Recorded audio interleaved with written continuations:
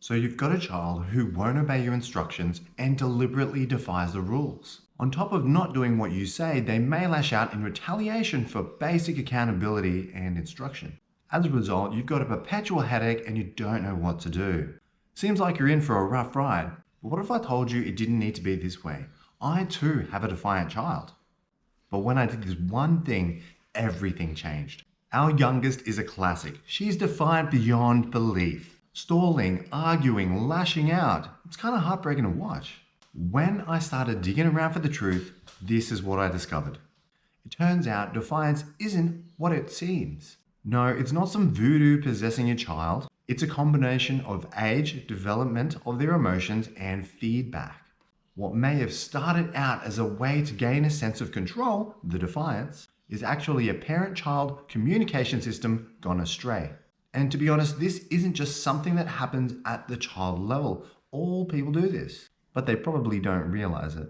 So I'm going to show you what won't work. You've probably tried some of them, I know I have, followed by what actually works. As always, stay to the end to get the real details on what makes this child's psychology aspect really tick. To get really clued in for the details about defiance, join my newsletter. On here, you're going to get the one thing that really worked for me, but on the newsletter, you're going to get 15 highly detailed solutions for defiance. The link is in the description and the newsletter comes out this Saturday. So what did I try and what failed? Negotiating. You try and talk down the child away from their emotional outbursts in whims and woes and hopes that they'll come around to your way of thinking. Bom. When the stress gets too much, you just cave in. That's a lose-lose as well. And phony reward system. Trying to align them with things that you believe in based on what you think they need and want.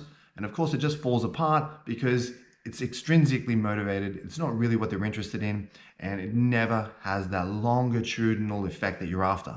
So these things don't actually solve the core problem. The defiance is definitely going to continue along with your perpetual headache.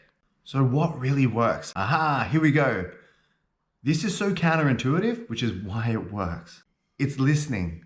That is the number one thing that's going to get you over the line here with defiance.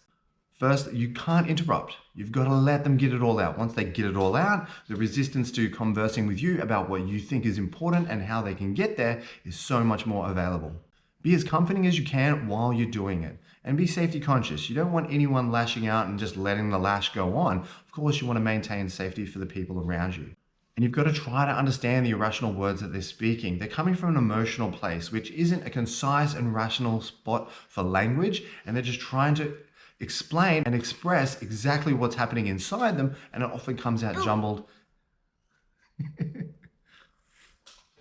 To pull this off, you're going to have to be patient. And if that's a struggle, I recommend breathing slowly to calm your internal emotional response to what's going on for them.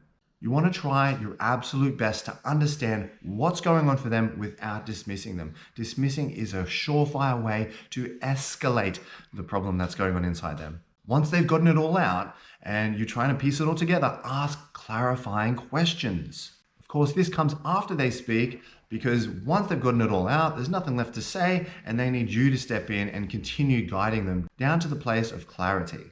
What I do is I acknowledge my child's emotional problems. I validate what she says. I don't dismiss it. By doing this, over time, I learned that there's a story in there that she really wants to tell. On the face, these stories aren't obvious. We might not realize that they're there. And what listening does is it validates them. It makes them feel important and heard. Super important for emotional security, especially between the child and the parent bond. By doing this, this allows you to come in and save the day. Just remember, they're in a place of problem and you want to take them to a place of paradise and they know you're the vehicle to get them there. It's just that they don't know how to verbalize it in a concise manner. And you're here once they've gotten it all out. You've listened, acknowledged, and validated to come in and save the day.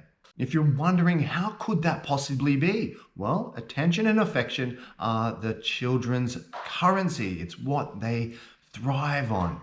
Giving them attention, giving them affection builds their emotional security. It also builds the bond between whoever is giving it to them and the child, and it makes them feel that they're important. So what does this look like? A little role play. You might say, can you please tidy your room? They respond, give you cheek, and you're like, I'm frustrated. But then you take your deep calming breaths and you realize that they don't know how to express a response to say that, hey, I don't want to do this thing in a very adult kind of manner because they're just kids. So you're going to slightly pause, do your breathing, and come back with something like, I notice you're a bit annoyed about something. Use your own words. If they take the bait, and more times than not they will, they'll let you know that they don't want to tidy the room. It might not be straightforward. They might lead you down a garden path a little bit, and then you go, is it fair to say you don't really want to tidy your room? In which case they'll acknowledge, and then they'll say yes, and then you can go, okay, well, why is that? Often our girl reacts emotionally. Instead of saying yes or no, she reacts with an emotional response, which is kind of not matching what is going on. It's due, and I've worked this out over time, it's due to that when I say something like go tidy your room, it's like she's being punished in an unjust kind of way. Or she might believe that the task is too difficult for her to actually perform. Like I said, this took some time and I did figure it out, and since then I've been able to get that room nice and tidy along with all of the other different kinds of chores that I want for the kids to be good at. So the antidote to that was do it together. Okay, we start off at a very low barrier entry to getting this task done. What I want is them to be able to do it by themselves. What ends up happening in the beginning is we do it together. And whilst we're doing it together, I'm giving coaching and mentoring for how to get it done well, showing her the little steps along the way to build skills and resilience in doing these mundane, boring tasks. With more time spent doing these kinds of things, I can eventually step away and let it be an autonomous action, and that's awesome. So the principles we're talking about today: validation, the fixed mindset turning into the growth mindset, and mentorship. Validation gives your child a sense of importance, attention, and security. And play. Some kids seek validation in dysfunctional ways, but it's up to you to be able to bring them back to a place of functionality. Turning the fixed mindset into the growth mindset is super important, because it allows kids to step outside the environment of comfort and allows them to step into new environments that might pose somewhat of a threat or provide some discomfort, and give things a go, like swimming lessons for the first time, or going to a new school, or doing an exam, or reading a book that's a little bit more difficult than they're used to. That fear element is what stops us from growing, but then we know, hey, I've tried something like this before and I've got to just use my tools, use my steps. My dad has faith in me, my mum has faith in me. I can actually give this a go. And knowing that the chance of failure or the chance of having something go wrong is there doesn't pose as such a high threat as it normally would when you just drop them in the deep end. Mentorship is you giving instruction. It's noticing the feedback and adjusting your communication in order to get the result that you're looking for a particular skill or a particular life aspect. Mentorship is a bit of hand-holding as well. It's where you guide people, in this case children, through a series of actions in order to achieve a certain target. This means that you've got to think in advance about what you'd like. If it's cleaning up, if it's doing their homework, you've got to understand what outcome you really want and do some mental steps in advance, or even write it down and decide what path you'd like to take. Again, noticing the things that happen, and with that feedback, changing your system in order to get the goal that you'd like to do. Now let's bring all this together in the final formula. I love this stuff. When it comes down to it, having a child that loves and respects you requires you to show love and respect. Not just to dictate answers, or not just to dictate instructions. Listening to their needs, however irrational they may be or inconvenient, starts the process. It gives you the in to start influencing their decision-making process and the outcomes that come with it.